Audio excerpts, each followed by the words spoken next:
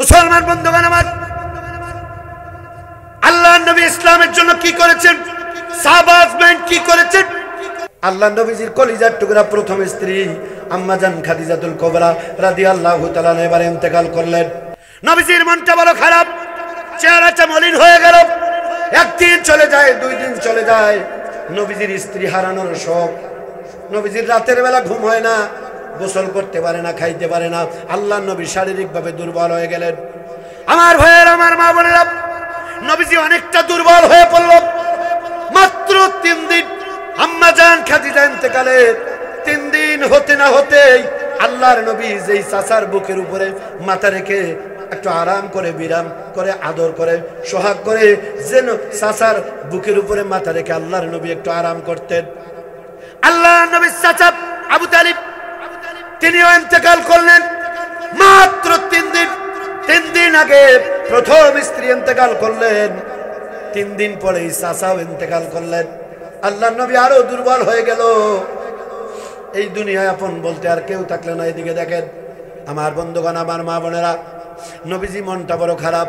ঘরের ভিতরে রাতের বেলা আল্লাহর নবী 3 দিন ধরে খায় না, গোসল নাই, উস্কো খুস্কো চেহারা। নবীজির দুইটা আপনজনকে হারানোর বিরাট বড় একটা শোক। নবীজি ঘরের দরজা লাগিয়ে বসে আছে, গভীর রাত। আবু জেহেল মনে করলো খাদিজাকে দিয়ে মুহাম্মদ সাল্লাল্লাহু আলাইহি ওয়াসাল্লাম একটু বল করতো। খাদিজাও তো মারা গেছে, আবু তালিব সেও তো মারা গেছে, এখন একটু মুহাম্মাদের কাছে যাওয়া যায়। গভীর রাত আবু জেহেল তার বাহিনী নিয়ে, তার লাডিয়াল বাহিনী নিয়ে, তার লোকজনকে নিয়ে, মুসারু পেটলাদের নিয়ে আবু জেহেল এবার চলে গেলেন নবীজির ঘরের দরজায়। ও বন্ধুগণ, মক্কা মদিনায় যারা গেছেন, এই তো গত মাসে আল্লাহ রাব্বুল আলামিন আমাকে আমার দুনিয়ার সবথেকে বড় দামি সম্পদ, আমার জান্নাতের টুকরা, আমার গর্ভধারিণী, আমার দুগ্ধ পানকারিণী মা জননীকে নিয়ে আমি, আমার মা, আমার ছোট ভাই 3 জন একসাথে উমরা করেছি। মক্কা মদিনা সফর আল্লাহ আমারে কবুল করেছেন। কতবার এই দুটো হাত দিয়া আমি খানায় কাবা ধরেছি, কতবার খানায় কাবায় চুমু দিয়েছি, আমার হিসাব নাই। আল্লাহ পাক আমারে সুযোগ দিয়েছিলেন। আমরা 43 জনের একটা টিম গিয়েছিলাম, চাচা 43 জনের একটা টিম গিয়েছিলাম। এর ভিতরে 2 জন মাত্র, আমি আর আরেকজন, আল্লাহ 2 জনকে কবুল করেছে যে আমরা হাজওয়ারে আসওয়াদে চুমু দিতে পেরেছি। আল্লাহ আমারে 2 দিন সুযোগ, দামি দামি ফলমূল খাবারগুলো খায় আর জনমের মতো আরাম করে আবু জাহেলের বাড়িতে তার মুখের উপরে পায়খানা করে দেয়। আমি আমার প্র্যাকটিক্যাল কথা বলি, আপনাদের ওয়াজ ভালো লাগুক না লাগুক তাতে আমার কোনো যায় আসে না, কিন্তু আমি কথাগুলো বলছি হক। আমি আবু জাহেলের বাড়ির কাছে প্রথম দিন গেলাম, প্রসাব পায়খানার চাপ নাই। দ্বিতীয় দিন খানায় কাবার গেলাম, ধরে কাঁদলাম যে আল্লাহ, বাংলাদেশ থেকে 6500 কিলোমিটার দূরে এসেছি। এই আবু জাহেল আমার নবীকে সারাটা জীবন অত্যাচার নির্যাতন করেছে। আয় আল্লাহ, আমি আব্দুর রশিদ, আমার বড় শখ ওর বাড়িতে ঢুকে একটু আরাম করে ওর মুখের উপরে প্রসাব পায়খানা করব, কিন্তু কোনো চাপ নাই। দ্বিতীয় দিন খানায় কাবা ধরে কাঁদলাম, তারপরে চলে গেলাম আবু জাহেলের বাড়ি। খানায় কাবার একটু পরেই, খানায় কাবার একটু পিছনেই আপনার ছাপা মারোয়া, তারপরে আবু জাহেলের বাড়িটা। ভালো করে শোনেন, সেখানে গিয়ে বিশ্বাস করেন খালি এরকম উপরের দিকে তাকাছি, আল্লাহ আল্লাহ তুমি সত্য, তোমার ঘর সামনে, তোমার ঘর সামনে। আমি আবু জাহেলের বাড়িতে প্রসাব পায়খানা যদি করতে না পারি, সারা জীবনের জন্য এটা আমার ব্যর্থতা। বিশ্বাস করেন, এই যে কোরআন হাতে আছে, 10 সেকেন্ড টাইম লাগে নাই, আমার পেটে নাভির কাছে এমন মোচর দিয়ে একটা যন্ত্রণা শুরু হয়ে গেল। আমি বুঝতে পেরেছি, আমি উপরের দিকে তাকিয়েছি, এই ইয়াকা নাবুদু, আল্লাহ তোমার গোলামি করি, ওয়া ইয়াকা নাস্তাইন, চাই কেবল তোমার কাছে। আল্লাহ আমার কথা ফেরত দেয় নাই, 10 সেকেন্ড টাইম লাগে নাই ভাই। একে নাভির কাছে এমন মোচর দিয়ে একটা ব্যথা, দৌড় মেরে দোয়া সেদিন পড়তে ভুলে গেছি, টয়লেট যাওয়া দোয়া মনে নাই। আবু জাহেলের মুখে প্রসাব পায়খানা করবো, এটা গেলে বলতেছি যে আল্লাহ আজকে আবু জাহেলের মুখে প্রসাব পায়খানা করবো। আপনি হাসলেন, কি শান্তি সেটা না, ওইখানে গিয়া প্রসাব পায়খানা না করলে বুঝতে পারবেন না, ওটা আলাদা একটা শান্তি। কারণ অন্তরে একটাই যে ব্যথা, সারা জীবন আমার নবীরে জ্বালিয়েছে। এই আবু জাহেলের বাড়ি, চাচা হজে তো গেছেন, আবু জাহেলের বাড়ি বরাবর একটু পরেই আমার রাসূলের জন্মস্থানের ঘর, ঠিক না? প্রিয় ভাই আমার, খুব গভীরভাবে মনোযোগ। আমি কিন্তু দেখতে পাচ্ছি অনেকেই আপনারা এদিক ওদিক চাওয়াচ্ছেন। আমি ওয়াজ শেষ না করা পর্যন্ত বক্তা আসতে পারে? আমিও সারা বাংলাদেশের প্রধান বক্তা, 2 দিন 3 দিন 4 দিন ব্যাপী মাহফিলে আমি প্রধান বক্তা। আমার ওয়াজকে ছোট করার দেখার বিষয় নাই তো। উনি ওনার মতো আসবে, আপনি মনোযোগ দিয়ে শোনেন।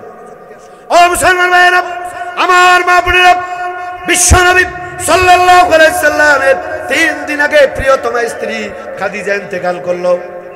দুর্বল শরীর, ঘুম নাই, খাওয়া নাই।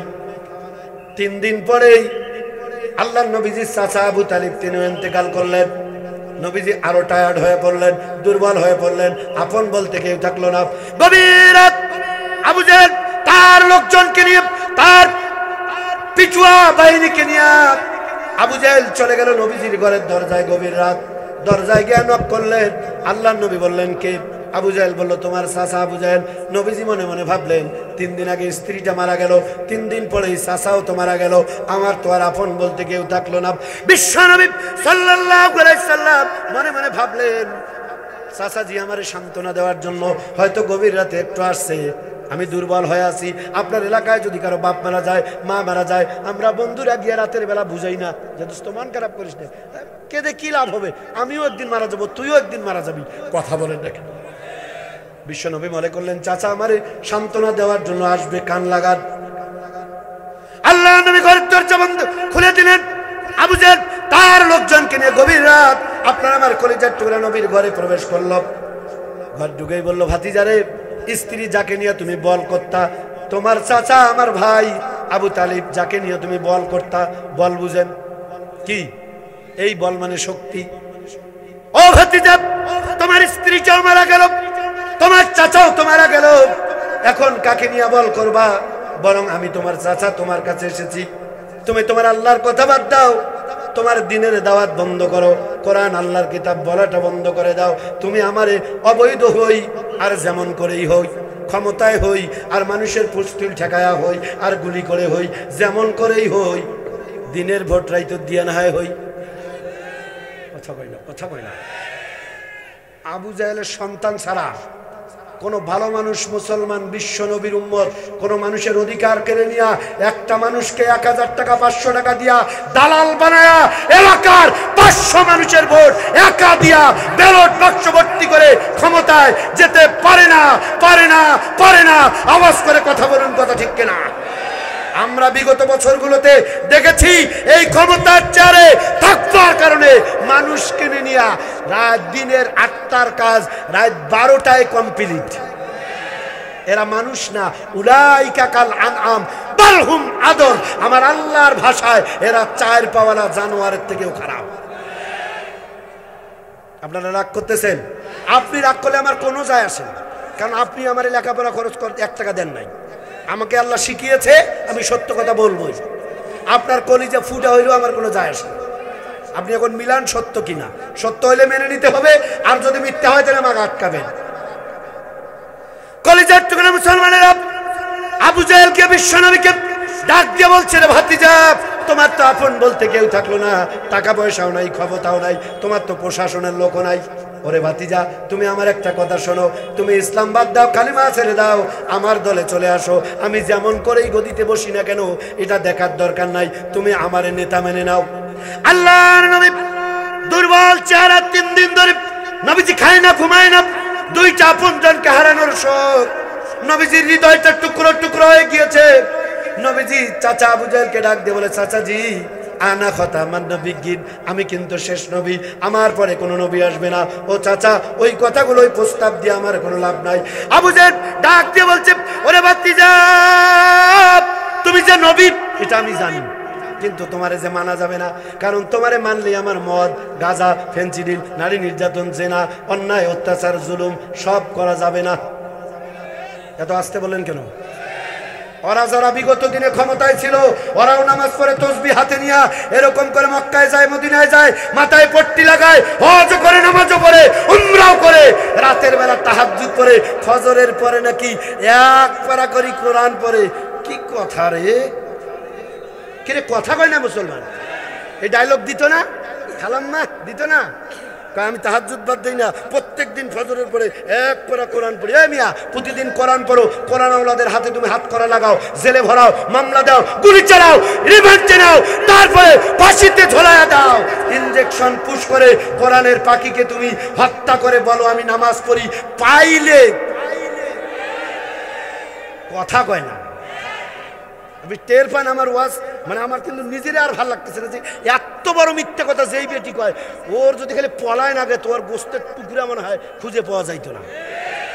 কথা বল না কে হুজুর? একদিন বলতে পারি না এই প্রাণ খুলে, এখন বলবো। তবে আপনারা জানেন আমি আগেও সার দিয়ে কথা বলার পেলোয়ার ছিলাম না।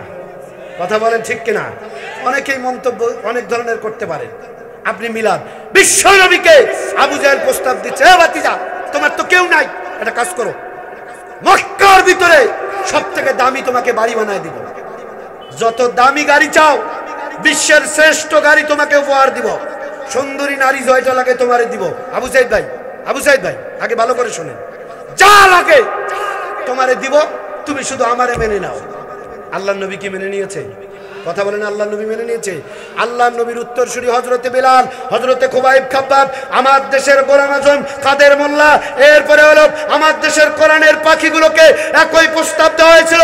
আল্লামা সাইদি সাহেব হুজুরের বেটা ছেলে মাসুদ সাইদি ঢাকাতে আমার সাথে দেখা, আমার একটা মোনাজাত ভাইরাল হয়েছে, আমার একটা 5 মিনিটের আলোচনা ভাইরাল হয়েছে, সেখানে লেখা আছে কফি সাইদি। সেই আলোচনাটা খুব চমৎকার হয়েছিল, এইটা মাসুদ সাইদি ভাই শুনেছে। শোনার পরে উনি আমাকে হোয়াটসঅ্যাপে নক দিয়ে বলছে যে তুমি জরুরি আমার সাথে দেখা করো। আমি ঢাকায় একদিন মোস্ট টিভি চ্যানেলে আলোচনা করতে গিয়ে ওনার কাছে গেলাম, দেখা করলো, যথেষ্ট আদর আপ্যায়ন আমারে করলো, বুকে নিল, আমার কপালে গালে চুমু খাইলো। তারপরে আমি বললাম যে ভাই আসলে বিষয়টা এরকম যে আপনার আব্বা, আমি যখন ছোট্ট লালমনিরহাটে প্রোগ্রাম ছিল দিনের বেলায়, আমি সে প্রোগ্রামে ছিলাম, স্টেজে মঞ্চে একটা গান গাচ্ছিলাম, তারপরে হুজুর পিছন দিক থেকে হুজুরকে মঞ্চে উঠায়, হুজুর উঠে থেকে আমি পিচ্ছি পাশে গান গাই, আমি মাইক দিয়ে দিছি, হুজুর এরকম আমার আল্লামা সাইদি সাহেব হুজুর বলছিল, এরকম পাশে আমার জিজ্ঞেস করেছিল তুমি কি হইতে চাও, আমি বলছি হুজুর আমি আপনার মতো বড় বক্তা হইতে চাই।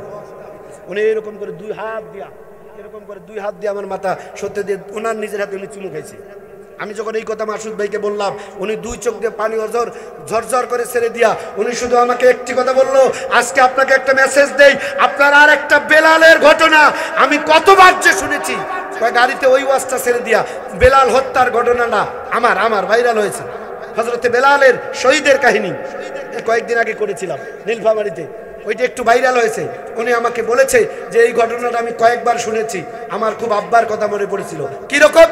যে বেলালকে যেভাবে তারা প্রস্তাব দিয়েছিল, ঠিক জেলখানার ভিতরে আল্লামা সাইদিকে এই খুনি হাসিনা তার প্রশাসন দিয়া প্রস্তাব করেছিল যে সাইদি সাহেব হুজুর প্রয়োজনে আপনারে আমরা রাষ্ট্রপতি বানাবো, ঢাকার সবথেকে দামি বাড়িটা আপনার দিব, শ্রেষ্ঠ বাড়ি সাইদির বাড়ি থাকবে, দামি গাড়ি থাকবে আপনার, আপনি শুধু কোরআন হাদিসের হক কথা বন্ধ করেন, আল্লাহর দুনিয়ায় আল্লাহর দিন প্রতিষ্ঠার কথাগুলো বাদ দিয়া আপনি শুধু আমার একটু মেনে নেন। আল্লামা সাইদি সাহেব মেনে নেয় নাই। তখন আমার মাথায় এসেছে যে বিশ্ব নবীকে আবু জাহেল গভীর রাত যে প্রস্তাব দিয়েছিল, একই প্রস্তাব এই খুনিরা কোরআনের পাখিকে দিয়েছে।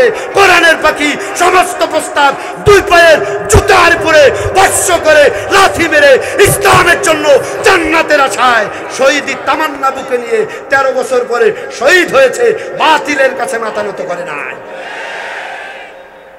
ওয়াজ মিলাতে হবে, ওই কেচ্ছা কাহিনী সবাই জানে। আমি যদি ফাতেমার ঘটনা বলি আপনি হুকুক করে কাঁদবেন, কি ফায়দা পাবেন? কিন্তু মিলাবেন বাস্তবতা। বড় ভাই খারাপ লাগতেছে? বন্ধুগণ আমার একটু মিলায় নেন। গভীর রাত আবু জাহেল আপনার আমার কলিজার টুকরা নবীকে ডাক দিয়ে বলছে, ভাতিজারে তোমার তো কেউ নাই, সব থেকে বড় বাড়িটা তোমার হবে, দামি গাড়ি তোমাকে দিব, তুমি শুধু আমারে অবৈধ হই আর যাই হই খালি আমারে মেনে নাও। নবীজি মেনে নিয়েছে। নবীর উম্মতেরা আবু সাইদের মতো জীবন দেওয়া লাগবে হকের জন্য, বাতিলের কোনো কথার কাছে মাথা নত করা যাবে না। কথা আসতে হলো কেন? আরো জোরে বলা লাগবে কথা, ঠিক কিনা? নবীজি মেনে নেয় নাই, সাহাবাজমেন মেনে নেয় নাই, আপনি কোন কায়দায় মেনে নেন? মেনে নেওয়ারটা পরের সাবজেক্ট। যারা ওই কায়দায় ওই পথে চলে তাহলে তারা কি আসলে মুসলমান? ওই দেখতে মাগুর মাছের মতো, কিন্তু পানিতে ধরে দেখবেন ওই ব্যাঙের নাডুয়ে। কথা কয় না। আমি রংপুরে একদিন একটা বড় শপিং এ গেলাম, একটা বাস্তব জুব্বার কাপড় কিনবো, তার দরজায় দেখি ভাইজান একটা মেয়ে দাঁড়ায়। আমি দেখেই মাথাটা হেড করছি, মানে এই কাপড় এই যে রন্না দিছে, এই লালমনিরহাটের রন্না দিছে জয়পুরহাট, এই কথা কন না কে এলে চিয়াংরা এলে আমার ওয়াজে বোঝেন। এই দেখেন লালমনিরহাটের রন্না জয়পুরহাট। আমার দেশে এরকম মেয়ে আছে না নাই? যেখানে পাইবেন আলকাতরা লাগাই দিবেন। সামনে এমন দিন আসবে কোরআন প্রতিষ্ঠিত হলে, পর্দার বিধান কায়েম হয়ে গেলে, এই রন্না এইভাবে বেপর্দায় চললেই আলকাতরা লাগাও। কথা বলেন ঠিক কিনা? এই মেয়েরা যদি পর্দাশীল হয়, ওরা যদি পর্দার ভিতরে থাকে, আমার দেশের যুবকেরা সোনার টুকরায় যুবকে পরিণত হবে। আর ডিস্টার্ব করবে না, ইফটিজিং করবে না। কিন্তু তোমরা যে পোশাক আদি পরে বেড়াও, যুবক কেন বুড়া দেখলেও বাড়ির যে বুড়ি আজকে না দেখছি। ওয়াজ তো বোঝা লাগবে ভাই, আপনি কেমন বুঝতেছেন আওয়াজে বুঝবেন তো। ভাই আমি বলছিলাম যে আমি শপিং মলে ঢুকতেছিলাম, আজাদ দোকানটার নাম হলো আজাদ, আমারে খুব ভালো চিনে। তো দেখি গ্লাস ঠেলে ঢুকতে হয়, ঢুকাই দেখি একটা মেয়ে, পুরো সর্বনাশ, এই মেয়ে এখানে দাঁড়ায় আছে। আমি মাথা হেড করি, তারপরে তো আলেম মানুষ, সালাম দিলাম, আসসালামু আলাইকুম। না, সালামের জবাবটা দিল না, মেজাজ খারাপ হয়ে গেল। এরকম করে ঘুরে মুখের দিকে বলে, ম্যাডাম আসসালামু আলাইকুম। মানে ভাবছিলাম সালামের জবাব দিলে বলতাম যে ম্যাডাম আপনি মুসলমান না অমুসলিম, এগুলো কি পোশাক। দুইবার সালাম দিলাম, সালামের জবাব দেয় না। ওইদিকে দেখি ক্যাশর থেকে ওইদিকে দোকানদার সেলসম্যানরা হাসতেছে, কয় হুজুর এদিকে আসেন। ধর্মিয়া তোমার ম্যাডামকে দুইবার সালাম দিলাম, জবাব দেয় না। কয় হুজুর আপনি বোকা হয়েছেন, ওটা ম্যাডাম না, ওটা কফি ম্যাডাম। মানে প্লাস্টিকের ম্যাডামও কাপড় গায়ে দিয়ে রাখি দিছে। কথা বলেন ঠিক কিনা? আছে না নাই? দেখতে ম্যাডামের মতো, আসলে কি ম্যাডাম? যারা বিগত দিনে ইসলামের নাম ভাঙ্গায়া, মাথায় পট্টি দিয়া, হাতে তসবিহ নিয়া নামাজ আর কোরআন তেলাওয়াতের কথা বলে আল্লাহর অনির্দেশে ছাই দিতেছে, মুসলমানদেরকে ধোঁকা দিয়েছে। আমি স্পষ্ট বলে গেলাম, ওরা দেখতে মুসলমানের মতো, কিন্তু ওরা ইহুদি খ্রিস্টানদের পাঁচাটার দালাল। আওয়াজ করে কথা বলেন ঠিক কিনা? ওই কফি ম্যাডামের মতো কথা বলে, দেখতে মুসলমানের মতো, কিন্তু অরিজিনাল নয়। আমার থেকে আপনারা ভালো জানেন। বন্ধুগণ আমার মা বোনেরা, আল্লাহ নবীকে আবু জাহেল ডাক দিয়ে বলছে, ভাতিজারে যা প্রয়োজন দিয়ে দেব, শুধু আমার মেনে নাও। আল্লাহ নবী বলছে, চাচাজি আনা খতামান নবিয়্যিন, আমার পরে কোনো নবী আসবে না, সত্যি আমি কিন্তু শেষ নবী।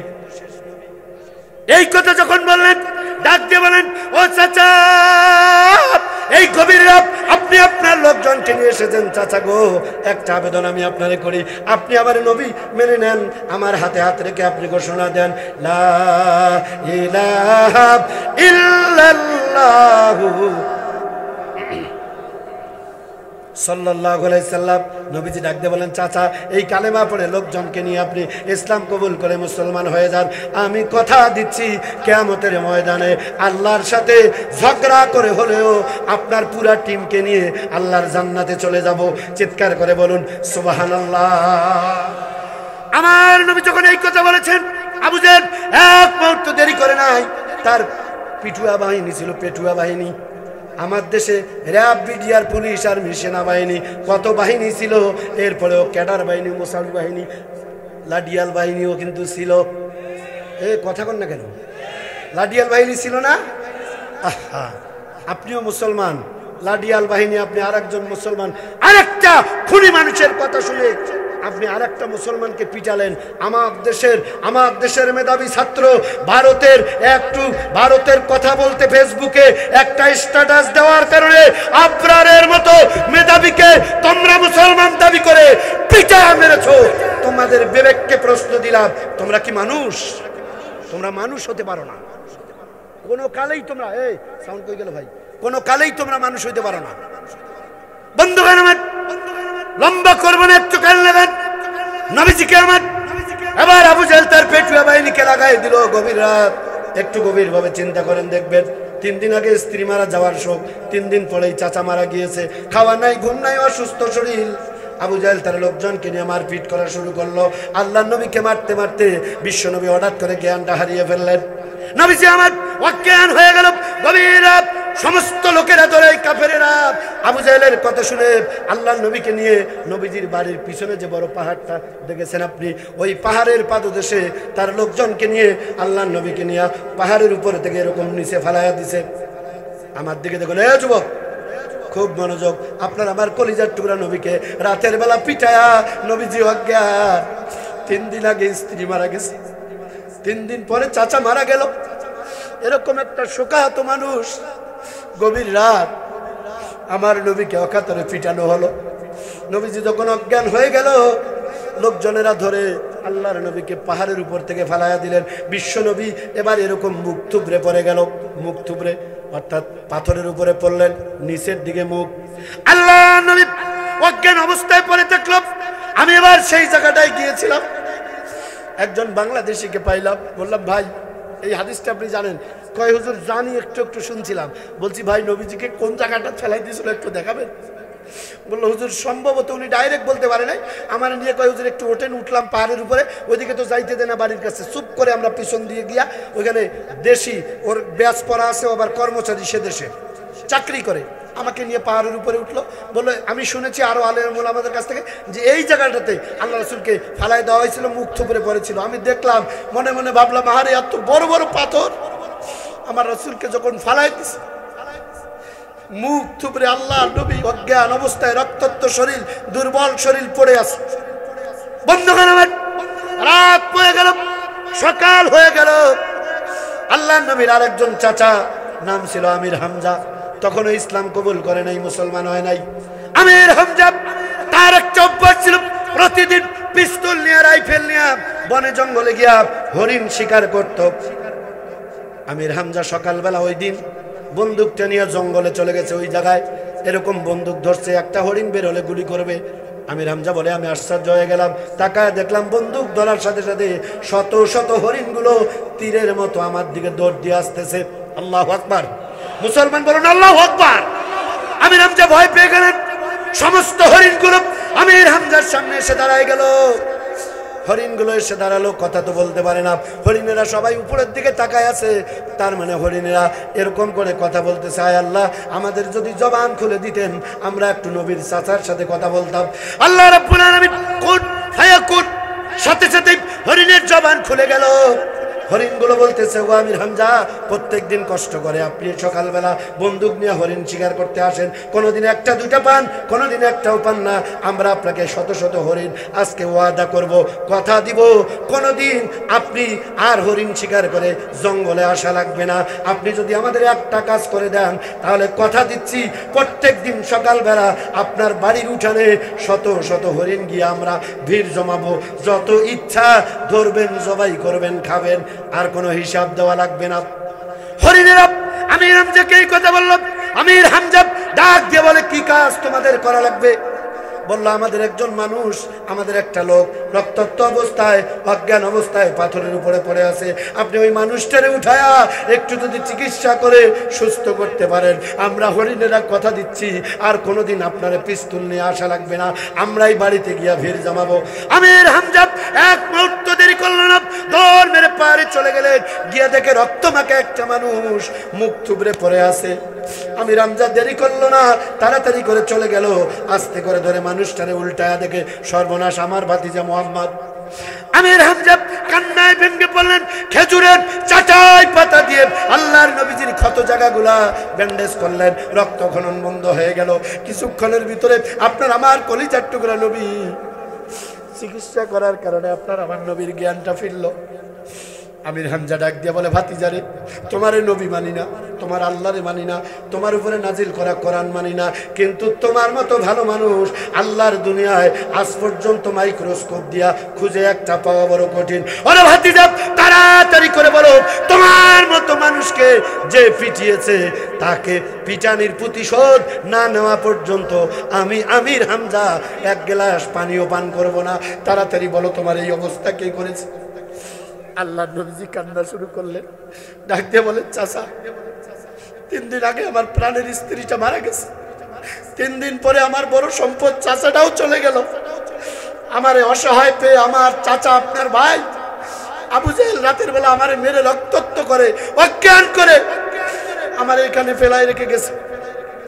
আমির হামজা তাড়াতাড়ি করে একবারে কোমর থেকে টান দিয়া তরবারি বের করে দৌড় মেরেছে।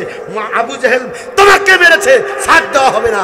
আবু জাহেলকে তোমাকে মারার প্রতিশোধ নিয়ে তারপরে তোমার সামনে আসবো। দিদি ভাইয়ের আমার বন্ধুগণ, আবু জাহেল তাকে মারার জন্য আমির হামজা তরবারি নিয়ে দৌড় মারলেন।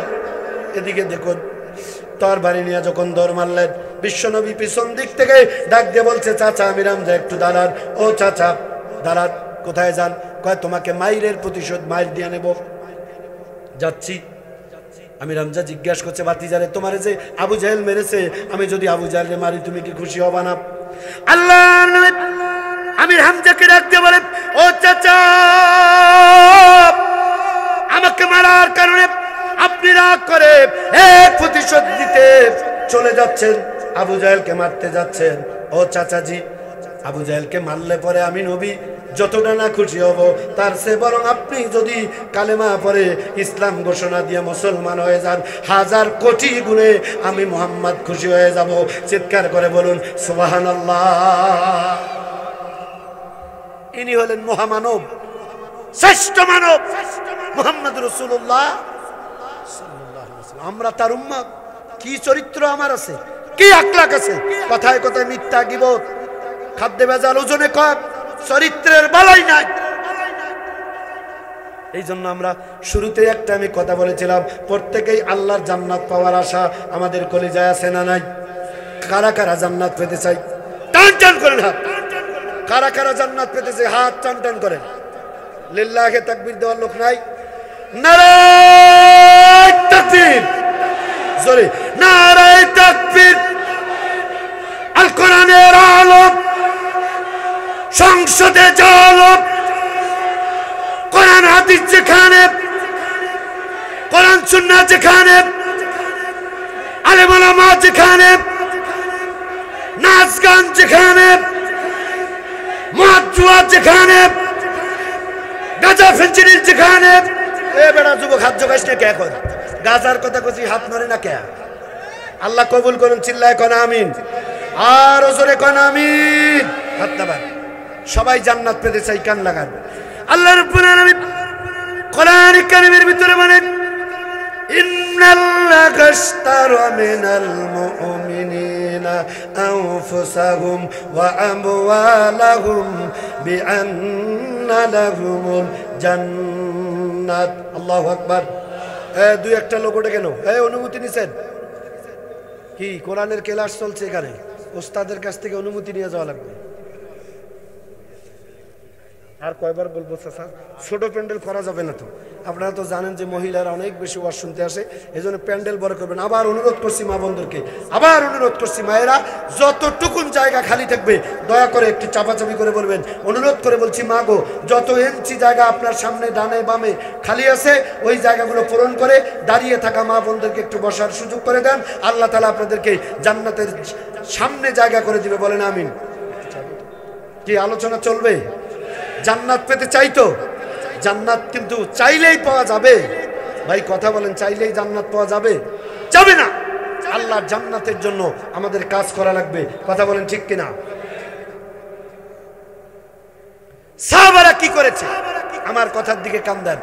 জান্নাতের জন্য, জান্নাতের জন্য নবীজির সাহাবারা কি করেছে? গভীরভাবে মনোযোগ। রাসূল পাক সাল্লাল্লাহু আলাইহি সাল্লামের একজন কলিজার টুকরা যুবক, ছোট্ট এতিম, এতিম।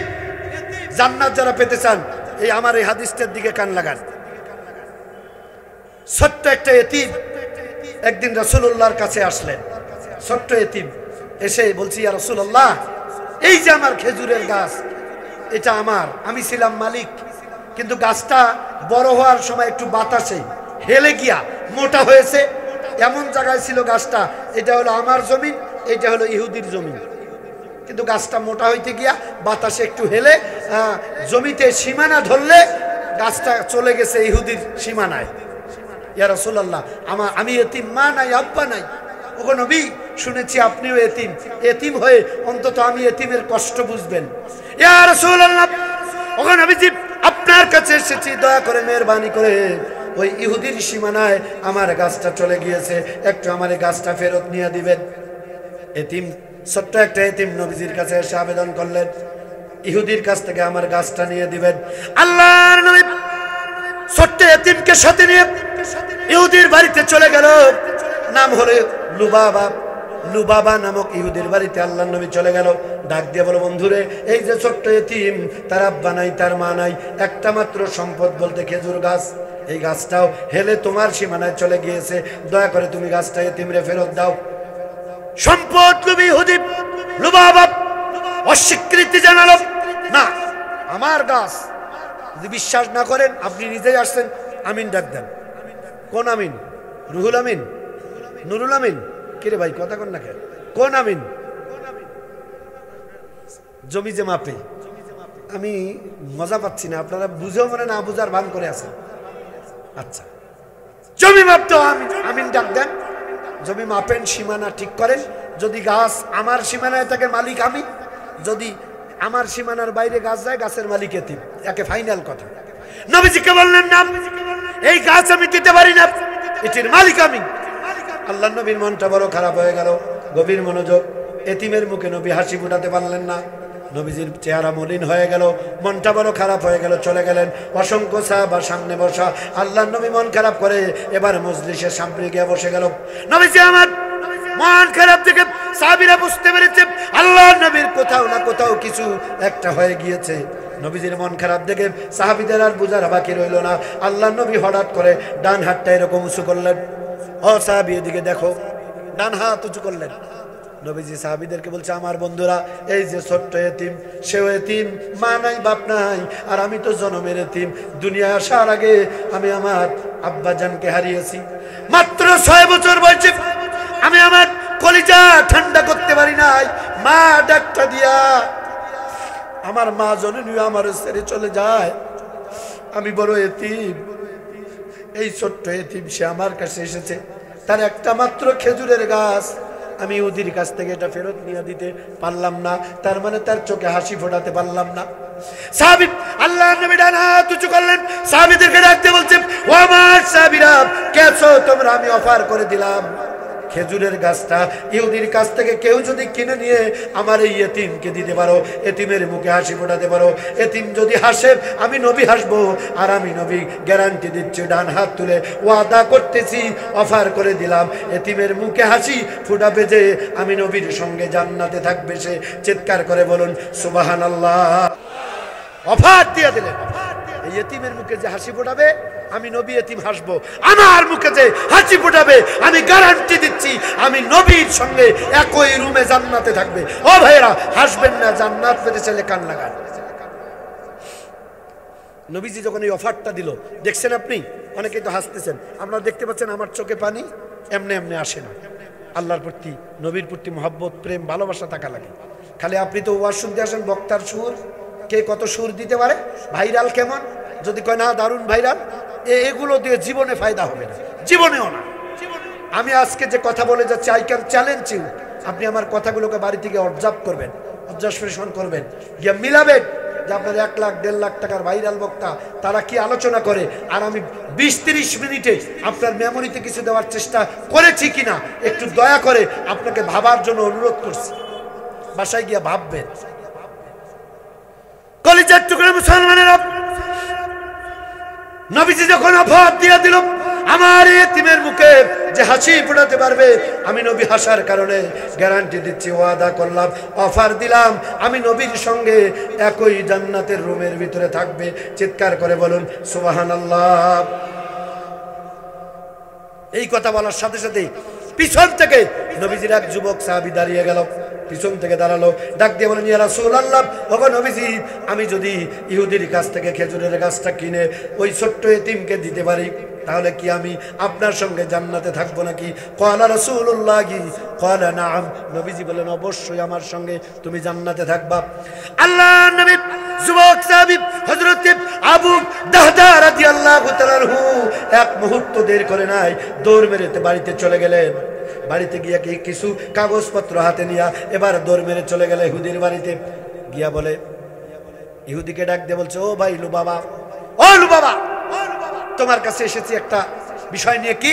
কই যে খেজুরের গাছ, আমি জানি ওইটার মালিক এক এতিম।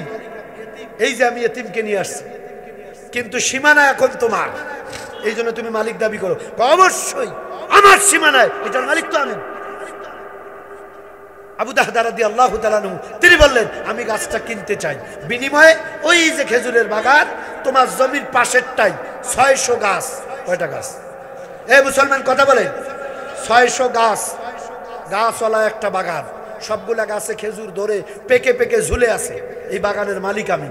এই যে দলিলপত্র, এই বাগানের ভিতরে সব থেকে মাঝখানে সুন্দর একটা বাড়ি আছে, আমি শখ করে বাড়িটা বানাইছি। খুব সুন্দর সুন্দর আসবাবপত্র আছে, সব কিছুর কাগজপত্র এই যে নিয়ে আসছি, এগুলো তোমারে আমি লিখে দিব, তুমি বিনিময়ে আমার গাছটা দিয়ে দাও। আল্লাহু আকবার বলবেন না? নবীর ভালোবাসা জান্নাতের তামান্না কারে বলে? 600 গাছওয়ালা বাগান, জমি সুদ্ধা, পুরা রেডিমেড তৈরি করা বাড়ির আসবাবপত্র সহ তোমার নামে লিখে দিব। তবু তুমি, যদিও গাছের মালিক ওই এতিম, জবরদখল করেছি, আসো তুমি আওয়ামী লীগের মতো। কথা বল না কে? 16-17 বছর জবরদখল ছিল না? ক্ষমতার জোরে বন্দুকের নলে ক্ষমতা টিকে ছিল। আল্লাহ পারে রে ভাই, তৈরন আবাবিল, ছাত্র জনতার আন্দোলনের নামে আল্লাহ তাতানাজ্জালু আলাইহিমুল মালাইকা, ওই কাফেরদের চোখে আল্লাহ ফেরেশতা ময়দানে নামিয়ে দিয়া ওদেরকে দেখাইছে কোটি কোটি মানুষ ময়দানত নামছে, পলাও নাইলে গায়ে চামড়াও খুঁজি পাবি না। এই জন্য এক মা হাজার হাজার সলফুল রাখি পালাইছে, আর এই সলফুল করে উৎপাত লাগাইছে। মনে রাখবেন, আমরা টেক কেয়ার করে দিচ্ছি, কোরআন ওয়ালাদের সাথে বেয়াদবি করতে ময়দানে আসবেন না, বাংলার জমিনে জায়গা হবে না। আওয়াজ করে কথা বলুন, ঠিক কিনা? আপনারা কি ভয় পাচ্ছেন নাকি?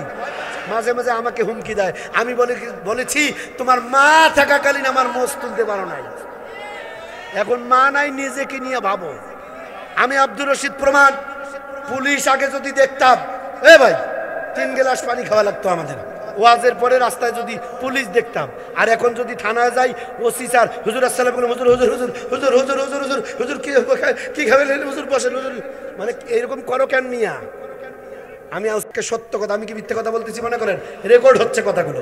ওসি সাহেবকে বলেছিলাম, এই যে আমাদের সেই ওসি অলরেডি ট্রান্সফার হয়ে চলে গেছে, তা আমি বলেছি যে আমি কোরআনের ওয়াজের তাফসিরের অনুমতি লাগবে, এই কথা বলতে এসি নাই, বরং বলতে এসেছি আমার কালীগঞ্জের মানুষ সভ্য, এই সভ্য এলাকায় দায়িত্বে আছেন, এই এলাকার একটা জায়গায় যদি নাচ গান, মদের আড্ডা, জুয়ার আড্ডা প্রকাশ্যে হয়, সার্কাস যাত্রা, আমাদের আলেম ওলামাদের কাছ থেকে অনুমতি না নিয়ে যদি কোথাও যাত্রা সার্কাসের প্যান্ডেল হয়, আর এই তথ্য আমাদের কাছে আসলে আগুন দিয়ে আগে সেটা পড়বো, তারপরে আপনার প্যান্টে আগুন ধরাবো।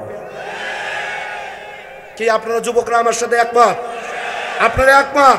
এই শাহজালালের পণ্যভূমিতে যাত্রা সার্কাস নাটক, এই আওয়ামী লীগের সন্ত্রাসীরা এরা গুনাহ করেছে, আমরা এগুলো দেখতে চাই না। আওয়াজ করে কথা বলুন, ঠিক কিনা? আপনি কার কাছে আমার এই বক্তব্য রিপোর্ট করবেন? আপনার মাই তো নাই, কাকে ফোন করে জানাবেন? নাই, তারে খুঁজে পাওয়া যাচ্ছে না। আমি ওয়াজ করে একদিন সেলুনের দোকানে গেলাম, মুখ সেভ করে সিরাজগঞ্জ মাহফিল যাব, আমার সামনে এক ভদ্রলোক কোথায় ফোন দিল টের পাইলাম না, 3 মিনিটের মধ্যে আমাকে পুলিশ এসে ধরে নিয়ে গেল। খুঁজে পাওয়া যাচ্ছে না এখন যন্ত্র দিয়া। খেলা আমার আল্লাহ, কথা কয় না, পাওয়ার সারা জীবন থাকে না। এই চেয়ারে আমি আব্দুর রশিদ যতই গর্জন দেই, ওই হাসি বসলে আমার খাওয়া থাকবে না, আর কথা কয় না। তো ওইরকম চেয়ারে থাকলেই যে গরম গরম কথা বলা লাগবে, খেলা হবে, ডায়লগ দিয়ে কি হলো, খেলা শুরু হওয়ার আগেই একবার আউট হয়ে গেল। এ কথা বলেন, কথা বলেন। বুঝছি আপনারা ড্যাম হয়ে গেছেন কিছুটা। বন্ধুগণ আমার একটু বলেন তো, ওয়াজ কোথায় ছিল? ইহুদি লুবাবার কাছে যখন আল্লাহ নবীর যুবক সাহাবী হযরত আবু দাহদা রাদিয়াল্লাহু তাআলা আনহু বললেন, এই 600 গাছওয়ালা বাগানটা জমি সুদ্ধা, পুরা বাড়িটা তোমার নামে লিখে দিব, গাছটা আমি কিনতে চাই, যদিও গাছের মালিক এতিম, কিন্তু তুমি না একটু ক্ষমতায় আছো, সেই বলে দখল করে আছো, এটা আমি কিনে নিতে চাই। ইহুদি বলল, বাপরে বাপ, এতগুলা? কয় দাঁড়ান, ওরা তো আবার একটু নারী আসক্ত বেশি। দেখবেন আমার দেশে আমরা বিগত দিনে দেখেছি যে সব থেকে বেশি নিকৃষ্টজনক নারী নিয়ে তারা ফুর্তি করেছে। কথা বলেন, আর নাটক সাজায়া নারীদেরকে দিয়া আলেমদেরকে ফাঁসায়া জেলে আটকাইছে। হায়রি কপাল, এখন আমরাই আছি, হেরাই নাই। কথা কয় না। খেলা কার? ওয়ায়াম করুনা ওয়ায়াম কুরুল্লাহ আল্লাহু খায়রুল মাকিরিন। আমার কথা না, মোল্লার কথা নয়, কথা আমার আল্লাহর। কথা বলতে হবে, ঠিক কিনা? ভাইয়ের আমার বন্ধুগণ, আমার মা বোনেরা, যখনই এই কথা বলেছে ইহুদি লুবাবা বলছে একটু দাঁড়ান, আমি গেলে বাড়িতে গিয়া আমার স্ত্রী তার মানে বউয়ের সাথে একটু বুদ্ধি করব, বউ রাজি হয় কিনা। বউয়ের কাছে গিয়া বলছে, জরিনার মা শুনছো কি হয়েছে? কই খেজুরের গাছের মালিক তো আমরা না, গাছটা হেলে আমাদের জমিনে আসছে, কিন্তু একটা লোক কিনতে আসছে। কি দিবে? 600 গাছের ওই বাগান বাড়ি সব আমাদেরকে দিবে। কই এখনো এখানে আছে, তাড়াতাড়ি যে রাজি হয়ে যাবে। সম্পদ কবিরা ইহুদি লুবাবা দেরি করল না, তাড়াতাড়ি রাজি হয়ে গেল। হযরত আবু দারদা রাদিয়াল্লাহু তাআলা আনহু 600 গাছালা খেজুরের বাগান জমি বাড়ি শুদ্ধা স্টাম্পের উপরে এবার দলিল পত্র সই করে দিয়া দিলেন। একটা খেজুরের গাছ কিনে নিলেন। এতিমকে বলেন, আজ থেকে এই খেজুরের গাছের মালিক তুমি, যতদিন ইচ্ছা পারবা খাবা, বাজারে বিক্রি করে লেখাপড়ার খরচ, ঔষধপত্র, জামা কাপড় কিনবা। এতিম এবার খুব খুশি হয়ে গেল। বন্ধুগণ আমার, এতিমকে নিয়ে নবীজির দরবারে চলে গেলেন। আল্লাহ নবী সাহাবী নবীজির দরবারে যাওয়ার আগে দৌড় মেরে খেজুরের বাগানে, ওই যে বাড়ি, এবার বাইরে চলে গেল। খেজুর বাগানের ভিতরে গিয়া বাড়িতে প্রবেশ করলেন না, বাড়ির বাইরে থেকে চিৎকার করা শুরু করলো, ওরে আমার প্রাণের বিবির, ও আমার কলিজার টুকরা সন্তানেরা, হাতের কাছে যা আছে তাই নিয়ে তাড়াতাড়ি বেরিয়ে আসো, বেরিয়ে আসো। ডাকতেছে, ও স্ত্রী সন্তান বেরিয়ে আসো।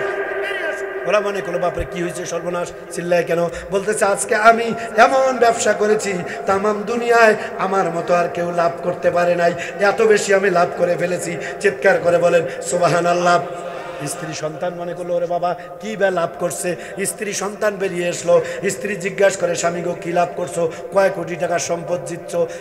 সন্তান কয়, আব্বা কি পাইছো? কয়, শোনো, এই বাড়ি জমি খেজুরের বাগান সব লিখে দিছি ইহুদি লুবাবার নামে। বিনিময়ে ওই এতিমের গাছটা মালিক ছিল এতিম, তারপরেও জবরদখল করে ছিল ইহুদি লুবাবা, ওর কাছ থেকে আমি কিনে নিছি, এগুলো সব লিখে দিছি। স্ত্রী সন্তানকে এইটা লাভ। ওরা মনে করলো এটা কেমন কাম করলেন? বলছে না, এটা শুনে হতাশ হওয়ার কোনো কারণ নাই। আমি এত বেশি লাভ করেছি, আল্লাহর নবী তার জবানে বলছে, এতিমের মুখে হাসি ফোটাতে পারলে বিশ্ব নবীর সঙ্গে একই রুমে আল্লাহর জান্নাতে থাকবো। চিৎকার করে বলুন সুবহানাল্লাহ। নবীজির কলিজার টুকরা সাহাবী হযরত আবু দারদা রাদিয়াল্লাহু তাআলা স্ত্রী সন্তানকে নিয়ে বাড়ির ভিতরে গেলেন না, সবকিছু নিয়ে বেরিয়ে আসলেন। এবার নবীজির কাছে চলে গেল, এতিমকে নিয়ে আল্লাহর নবীর সামনে গিয়ে দাঁড়ালো। এতিমও হাসে, নবীজিও হাসে, সাহাবারাও হাসে। সুবহানাল্লাহ কবেন না?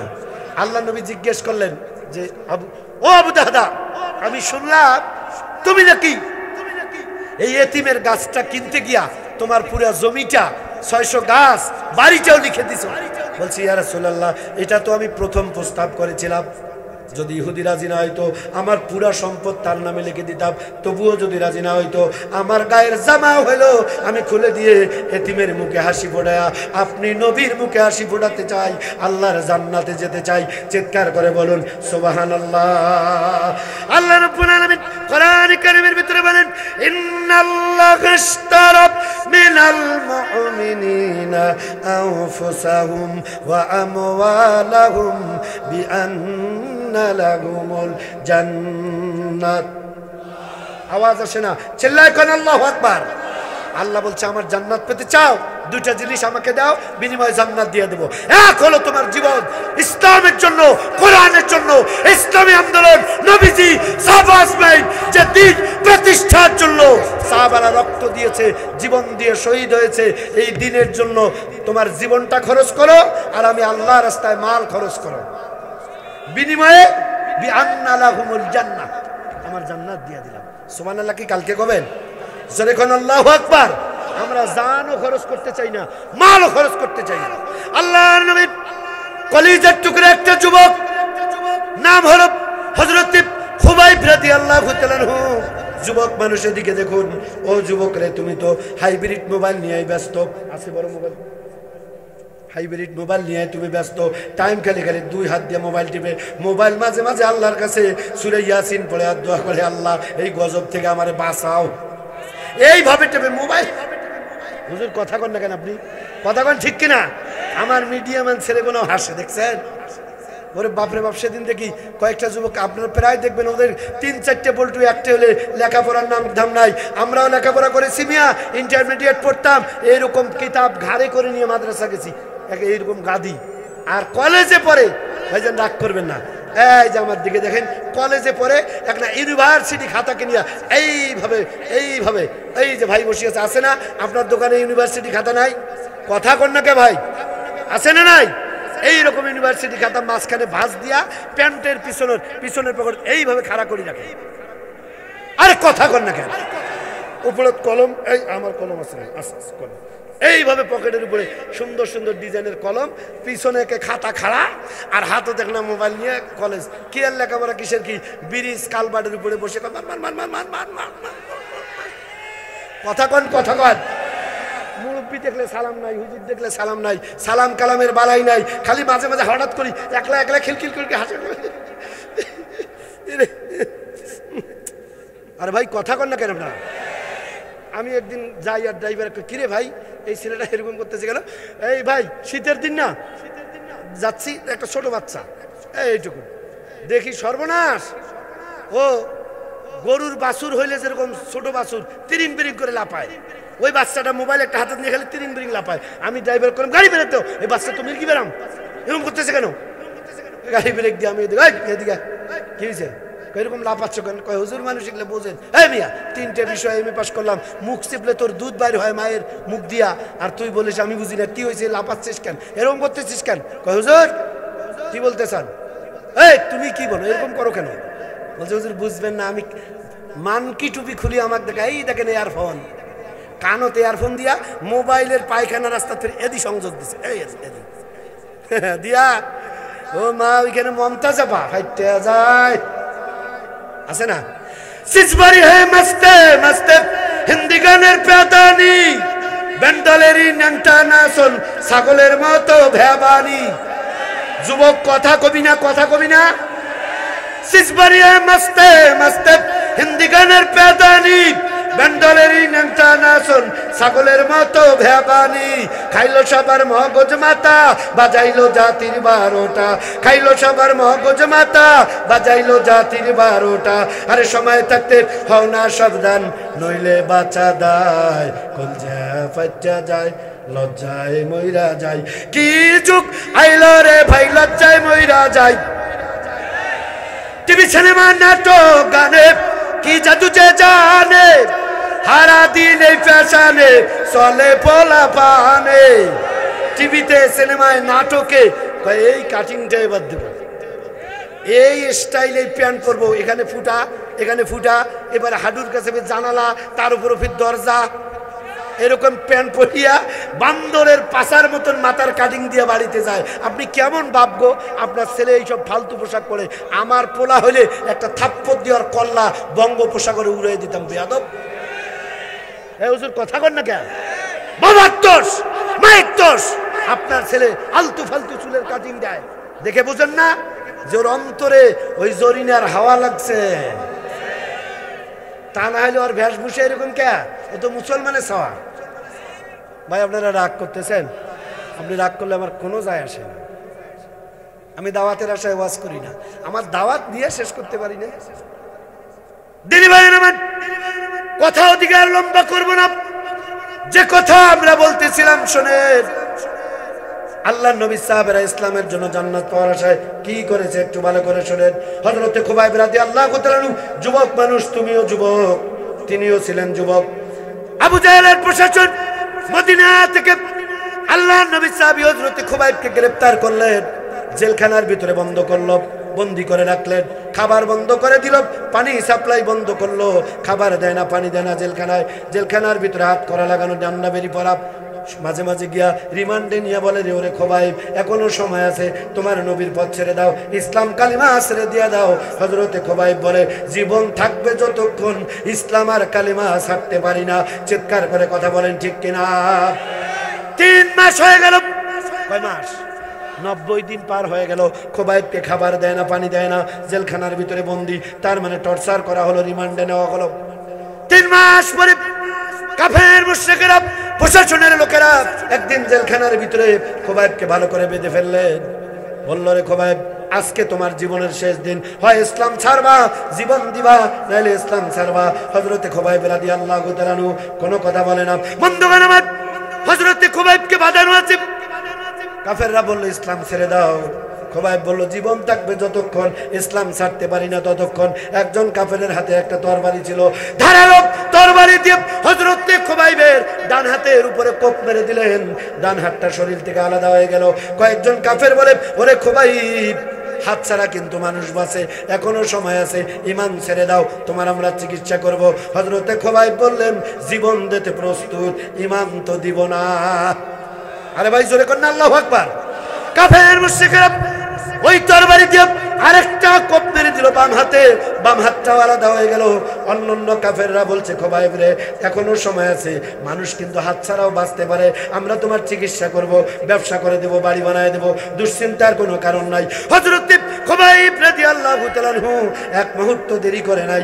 এরকম বাজে প্রস্তাবগুলো যখন করেছে, আমার দিকে দেখুন, হযরত খোবাইবকে বলছে, খোবাইব রে, যা প্রয়োজন, বাড়ি গাড়ি, টাকা পয়সা সব তোমার দিয়া দিব, শুধু ঈমানটা ছেড়ে দাও। হযরত খোবাইব মুখের কাছে যত থুতু ছিল, ওই যে প্রস্তাব দিছে, থুতু ছিল, থুতু নিক্ষেপ করে দিছে কাফেরের দিকে। এটা জি, থুতু মারার সাথে সাথে আরেকজন কাফের রাগ করে এই তরবারি দিয়া হযরত খোবাইবের কলিজার কাছে তরবারি মেরে দিয়েছে। এদিক থেকে ঢুকে তরবারি ওদিক দিয়ে বাইর হয়ে গেছে। নারায়ে তাকবীর, নারায়ে তাকবীর। প্রধান বক্তা রহমান, ছোট মাইকগুলো কি ঘুমায় নাকি? নারায়ে তাকবীর, নারায়ে তাকবীর।